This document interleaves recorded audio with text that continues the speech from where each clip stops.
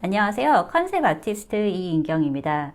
오늘은 O1 비자라는 아티스트들을 위한 취업 비자를 받은 경험이 있으신 이미나님과 인터뷰를 하게 되었습니다. H1B 비자의 성공률이 높지 않다 보니까 대부분의 아티스트 분들이 H1B와 O1 비자를 함께 준비하게 되는데요.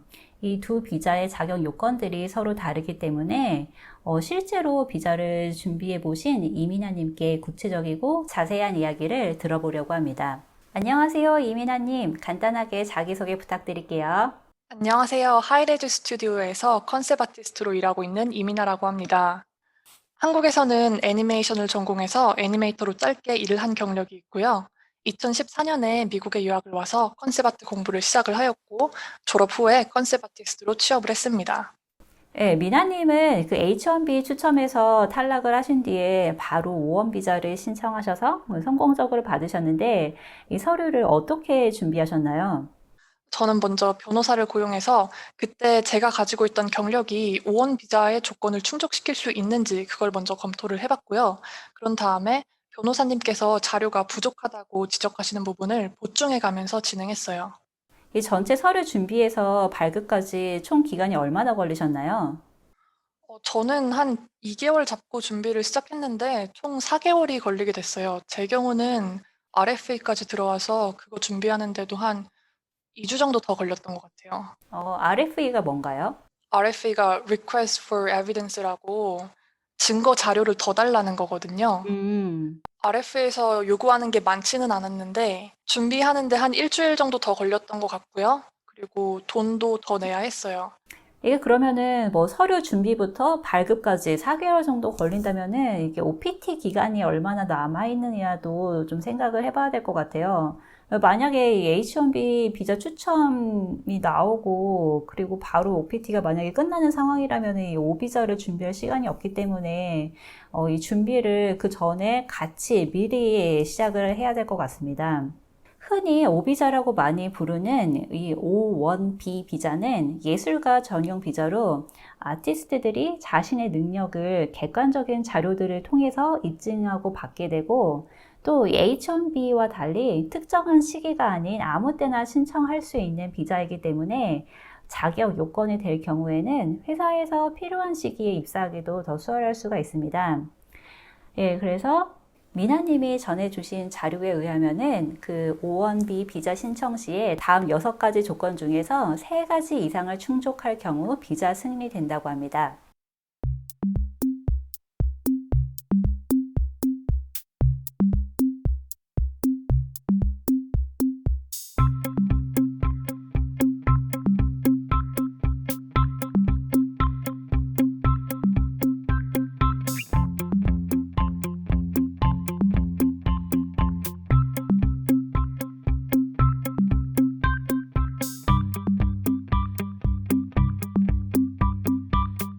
예, 미나님께서는 그럼 이제 첫 번째 요건인 유명한 프로덕션, 프로젝트에서 했던 중요한 역할들을 어떤 자료들을 통해서 보여주셨나요? 먼저 프로젝트가 최소 2가지 이상은 돼야 하고요. 저 같은 경우에는 6개를 넣었어요. 그리고 프로젝트 내에서 직급이 높아야 인정이 잘 되고요. 그냥 많은 직원 중에 한 명이었으면 사실 잘 인정이 안 됩니다. 제가 제출했던 자료들은 작업물 사진과 설명이 대부분이었고요. 그다음에 프로젝트의 팀 스케줄표도 제출을 했었습니다.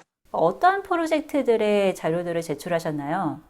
제가 제출한 자료가 게임 프로젝트 2개랑 개인 애니메이션 2편, 그리고 회사 애니메이션 프로젝트 1개, 그리고 아트 매거진에 참여한 이력을 넣습니다. 어, 프로젝트에서 중요한 역할을 했다는 걸 증명하는 방법은 주로 직급이 높으면 됩니다. 제가 제출했던 개인 애니메이션 프로젝트들에서는요, 하나에서는 제가 감독이자 그냥 모든 포지션을 다 하고 있었고, 또 다른 프로젝트에서는 애니메이션 감독이었어요. 그래서 그 두 프로젝트에서는 제 직급이 높았는데, 그 밖에 제가 제출한 다른 프로젝트들에서는요, 사실 제 직급이 높지가 않았어요. 그냥 일반 컨셉 아티스트 아니면 일반 애니메이터 이 정도였는데, 그런데 제 직급이 낮은 프로젝트들의 경우에 그거를 좀 더 중요한 역할로 보이기 위해서 저는 팀장님이나 이제 같이 일했던 분들에게 추천서를 부탁해서 제가 어떤 식으로 중요한 역할을 했는지 그걸 설명하는 추천서를 써달라고 했거든요. 그래서 그 부분이 조금 이제 자료를 뒷받침해주지 않았나 그렇게 생각을 해요. 근데 확실하진 않아요. 알겠습니다. 그리고 이제 두 번째 요건인 국제대회 수상 경력이나 그리고 매체에 실린 기사들은 일반 학생들이나 아니면은 아티스트 분들은 좀 겁이 날 수도 있는 요건인 것 같아요. 그냥 다 평범하게 뭐 회사에서 일을 하고 이러다 보면은 사실 이런 경력이 전혀 없을 수도 있기 때문에 이거를 어디서 어떻게 시작을 해야 될지 막막할 수가 있거든요. 미나님께서는 어떻게 자료를 준비하셨나요? 저는 개인 애니메이션 수상이랑 상영 경력들이 조금 있었고요. 그것 때문에 했던 단독 감독 인터뷰까지 상영이 같이 되면서 좋은 매체 경력도 하나 건지게 됐어요. 그 외에는 다른 아티스트 분들과 함께 만든 웹 매거진이 하나 있었고요. 그리고 이것들로는 조금 부족할 것 같아서 제가 잡지사에 직접 연락해서 단독 인터뷰도 하나 잡았습니다. 이 디자인 정글이랑 하셨던 인터뷰는 어떻게 하시게 됐나요? 제가 디자인 정글 기자님께 이메일을 보내서 제가 해외에서 일하고 있는 컨셉 아티스트인데 해외 취업 관련해서 그리고 컨셉 아트 일 관련해서 정보를 줄 수 있을 것 같다 하니까 그쪽에서 한번 해보자고 하시더라고요. 아, 그러면 이렇게 뭐 이렇게 직접 메일을 보내서 이렇게 인터뷰를 따는 거 외에 또 다른 추천하실 만한 방법이 있을까요? 제가 아는 지인들 중에는요, 개인 전시회를 연 다음에 또 잡지사들에게 연락해가지고 자기를 인터뷰해달라고 이렇게 해서 인터뷰를 따내는 친구도 여러 봤어요. 근데 전시회 혹시 규모의 어떤 뭐 요건 이런 게 있을까요? 뭐 너무 또 작은 소형 전시회는 또 좀 그렇잖아요. 뭐 카페 벽에다가 건다던가. 전시회가 전시회처럼 보이는 그런 거 있잖아요. 아, 그러니까 갤러리. 갤러리를, 예, 작더라도 갤러리를 빌려가지고 어, 개인전을 여는 그런 전시회를 말씀드리는 거예요. 저희가 공부를 했던 샌프란시스코에서 갤러리 하나 빌리려면은 돈이 어마무시하게 들 것 같은데요. 그래서 이제 단체전으로 하는 친구들도 있더라고요. 근데 제가 알기로는 단체전보다는 개인으로 주목을 받아야 오원 비자 요건을 충족시키기에 좋은 걸로 알고 있어요. 만약에 단체전이라고 하더라도 그 단체전 안에서 주요 인물이어야 해요. 그 단체전을 연 사람이라든가. 아까 말씀하신 단독 인터뷰는 어디서 하신 건가요? 제가 개인적으로 만들었던 애니메이션이 SBS 애니 갤러리에 방영이 됐는데요. SBS 애니 갤러리 같은 경우에는 꼭 감독 인터뷰까지 같이 실더라고요. 그리고 이벤트에 초대받아서 무대에서 인터뷰하실 기회가 생기면은 꼭 다른 사람한테 사진을 찍어달라고 부탁을 하세요. 나중에 아주 요긴한 자료가 됩니다. 그리고 아무래도 인터뷰 사진을 제출하면은 자기가 이제 수많은 참가자 중 한 명이라는 인상보다는 그래도 이벤트 내에서 어느 정도 중요한 역할을 한 것 같은 느낌을 주잖아요. 이거를 글로 중요한 역할을 했다고 설명하는 것보다 사진으로 같이 보여주는 게 훨씬 더 효과가 큰 것 같아요.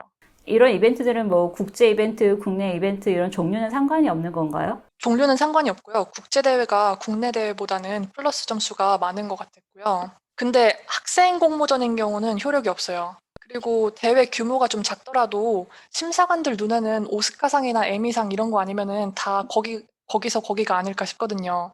그래서 그냥 대회에 대한 충분한 자료를 제출하고 뭐 기사나 이런 것도 찾을 수 있는 대로 다 찾아서 제출을 하세요. 심사관들이 제출된 자료를 보고 신빙성이 있다 그 정도로 판단할 정도로만 만들면 됩니다. 애니메이션 같은 경우는 국제 대회도 많고 또 거기서 개인으로 주목받을 수 있는 기회도 많지만 그냥 컨셉 아트 같은 경우는 사실 이런 게 많지 않거든요.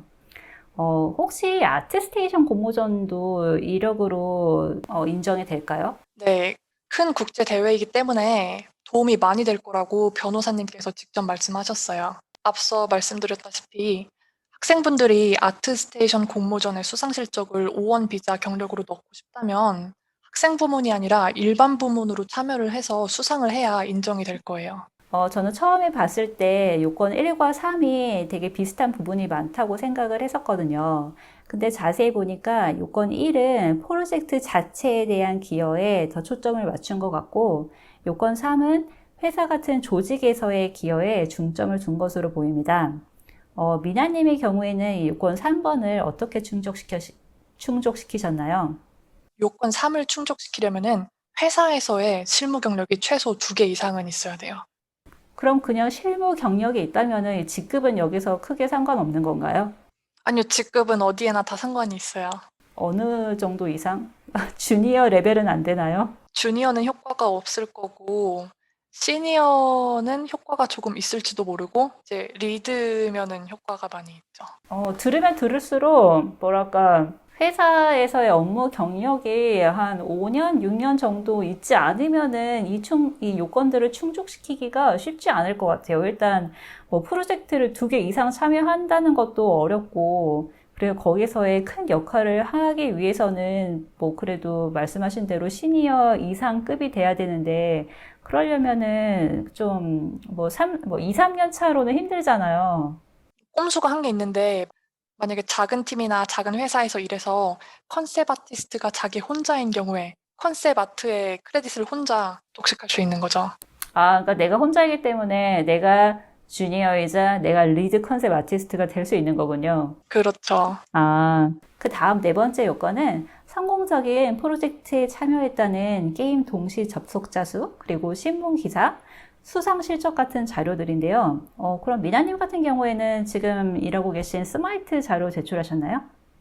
아니요, 스마이트에서 일하게 된 건 비자 받은 후고요. 저는 그 전에 일했던 realm 로얄이라는 게임과 소피아 더 퍼스트라는 디즈니 TV 애니메이션의 수상 실적, 통계 자료, 그리고 기사를 제출했어요. 디즈니 TV 애니메이션을 하신 줄은 처음 알았네요.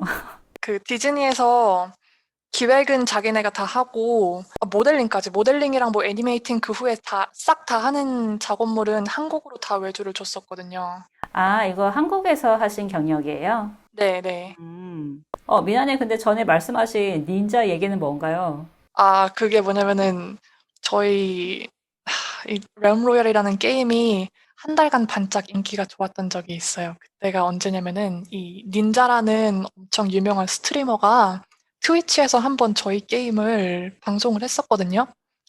그분이 원래 포트나잇이라고 엄청 인기 많은 다른 게임을 스트리밍을 하다가 그 하루 그 게임이 서버가 망가졌나 그래가지고 그냥 우연히 저희 게임을 한 거예요. 그래서 그날 이제 게임 플레이어 수도 엄청 많아지고 그 시청자 수도 엄청 많아져서 저희는 이제 파티 분위기였죠. 이제 그래서 그 달에 저희가 얻었던 그 게임 플레이어 동시 접속자 수라든가 시청자 수 이런 거를 저는 캡처를 해다가 오원 비자 통계 자료로 제출했습니다. 그러니까 이렇게다가 이렇게 올라가는데 여기 위만 캡처해가지고 보낸 거군요. 거짓말은 아니죠. 절대 거짓말 안. 당연하죠. 그냥 나는 그냥 이 부분만 보냈을 뿐. 다섯 번째 요건. 이거는 이제 업계의 전문가 그리고 회사의 추천서를 내는 거예요. 근데 이거는 몇 장을 준비해야 되고 또 어느 정도로 네임 밸류가 있는 분들한테 받아야 효력이 있을까요? 추천서 개수는 변호사님들마다 하시는 말씀이 다른데 저 같은 경우는 5장 준비했고요. 네임밸류 같은 경우에는 엄청 유명한 아티스트면은 좋을 것 같긴 해요. 근데 그 유명하다는 걸 증명하는 기준이 결국에는 또 경력이랑 직급이 아닐까 싶어요. 유명한 회사나 프로젝트에서 높은 직급인 아티스트에게 추천서를 받으시면 좋을 것 같고요. 추천인들은요, 어떤 프로젝트이건 간에 함께 일했던 경험이 있는 사람들이어야 해요. 지인이나 선생님 같은 경우에는 별로 효력이 없고요. 함께 일을 했을 때 내가 그 프로젝트 안에서 중요한 역할을 했고 실력 있는 아티스트라는 거를 구체적인 사례를 들어서 설명할 수 있는 사람이어야 해요. 그리고 대부분의 경우에는 본인이 초본을 작성하고 변호사랑 같이 수정 과정을 거친 후에 추천인에게는 확인이랑 서명 정도 받는 것이 일반적입니다. 또 제가 듣기로는 이 추천서가 같은 회사에서 2장이 나오면 안 되고 다 다른 회사에서 한 장씩 받아야 된다고요. 네, 맞아요. 그 팀장이나 아트 디렉터한테 추천서를 받으면 뭐가 좋냐면은, 이 프로젝트 내에서 내가 지금까지도 중요한 역할을 했지만은 앞으로도 중요한 역할을 할 거라는 거를 보여줄 수 있어서 좋거든요. 그것도 오원 비자 요건 중에 하나예요. 앞으로도 음. 내가 중요한 역할을 할 거라는 것. 근데 이 중요한 역할이라는 게 구체적으로 어떤 것들이 있을까요? 미나님께서 받으신 추천서에 이 중요한 역할을 어떤 식으로 써주셨나요? 일단 제가 다 쓴 거긴 하지만 그 추천서에서 제가 했던 중요한 역할들의 사례가 어떤 것들이 있냐면은 제가 이제 컨셉 아티스트였는데 컨셉 아티스트이자 애니메이팅까지 할 수 있는 그런 아티스트였다. 이렇게 얘기를 하고 있어요. 그리고 그뿐만이 아니라 필요할 때는 UI도 하고 일러스트레이션도 하는 다재다능한 그런 드문 인재였다. 이렇게 설명을 하고 있어요. 그리고 그거는 다 구체적인 사례를 들어가면서 얘기를 했고요. 아, 어떤 프로젝트에서 어떤 업무에서 이런 식으로 일을 했다라는 거를. 네, 네. 어떤 캐릭터를 어떤 식으로 잘 디자인을 했고, 이 캐릭터의 애니메이션이 빵꾸가 났을 때 그거를 또 메꿨다. 그런 식으로요. 그럼 마지막 여섯 번째 요건인 높은 연봉은 도대체 얼마나 높은 연봉을 말하는 걸까요? 제가 제 연봉을 변호사님께 말씀드렸을 때 변호사님이 그냥 단번에 해당 사항이 없다고 말씀하셨는데요. 저도 그때는 정확히 잘 몰랐어요. 근데 최근에 검색을 해보니까 같은 직종인 사람들보다 확연히 높은 연봉을 받아야 한대요. 예를 들어서 캘리포니아에서 평균 연봉이 1억 1,800만 원인 직업으로 O1 비자 요건 6을 충족시키려면은 2억하고 500만 원을 벌어야 한다고 나오네요. 그러니까 약 한 두 배 정도의 연봉을 나랑 같은 그 직군에 있는 사람보다 받아야 된다. 알겠습니다. 그냥 저희는 뭐 해당 사항이 없는 걸로. 뭐 여섯 개 중에 세 개만 충족시키면 되니까 뭐 그냥 프로젝트 열심히 하고 인터뷰 열심히 하면 되죠. 그리고 저는 이번에 조사하면서 알게 된 게 오원 비자를 개인이 아니라 회사 이름으로 신청하게 된다는 거였는데요. 그게 약간 저는 의외였어요. 왜냐면 오원 비자를 생각했을 때는 어떤 개인이 자기의 뛰어난 역량을 증명하고서 받는 비자이기 때문에 당연히 그냥 그 비자가 나한테 귀속이 돼서 그냥 그거 받으면 어디든 어느 회사든지 다닐 수 있다고 생각을 했는데 그게 아니고 이제 비자를 회사나 이제 에이전시 이름으로 신청을 해서 그 오원 비자는 꼭 그 회사랑 일하는 동안만 적용이 되고 뭐 이직을 할 경우에는 또 다시 비자를 받아야 된다는 것 같더라고요. 네, 그렇습니다. 그리고 O1 비자는 첫 3년 이후에는 1년씩밖에 연장할 수 없거든요. 그리고 예전과는 다르게 연장 심사도 굉장히 까다로워졌다고 해요. 그래서 비자를 딴 후에 될 수 있는 한 빨리 영주권 진행을 하시는 게 좋습니다. 네, 제가 기억하기로는 그 미나님이 비자를 받으시던 해에 진짜 H1B 경쟁률이 높았었어요. 그래서 제 주위에 있는 거의 모든 분들이 다 추첨해서 떨어지셔가지고 고생을 많이 하셨거든요. 근데 사실 그렇게 추첨에 탈락하면은 너무 멘붕이 오죠. 왜냐면은 이게 그 풀타임 잡는 게 진짜 쉬운 일이 아니잖아요. 그동안 막 포트폴리오 열심히 만들고 그리고 인터뷰 계속 떨어지면서 그렇게 겨우겨우 막 그 1년 동안에 정규직으로 입사를 했는데 내가 진짜 이 추첨해서 떨어져가지고 막 일 못하고 돌아가야 된다라고 생각을 하면은 막 너무 앞날이 막막하고 막 다 이제 막 자포자기하고 싶어지는 마음이 드는데 근데 이제 제가 미나님을 봤을 때는 그때 되게 침착하게 대처를 잘 하시고 바로 그냥 훌훌 털고 일어나가지고 막 이제 그 아트 매거진도 그때 막 열심히 참여하셔가지고 이력으로 만들고 그리고 이제 디자인 정글에도 연락하셔가지고 인터뷰 따고 그런 모습이 저는 되게 인상적이었고 아 되게 대단하다고 생각을 했었어요. 그래서 이제 이 미나님이 이제 5원을 준비하신 이 과정을 다른 분들께도 공유해서 H1B 추첨해서 떨어지셨거나 아니면 처음부터 그냥 5원 준비를 목표로 하시는 분들에게 되게 이제 좀 유용한 정보가 될 수 있을 것 같았어요. 저도 거의 자포자기 상태에서 O1 준비를 시작을 했는데요. 제가 조건을 겨우 맞춘 거지 안정권은 아니었다고 봐요.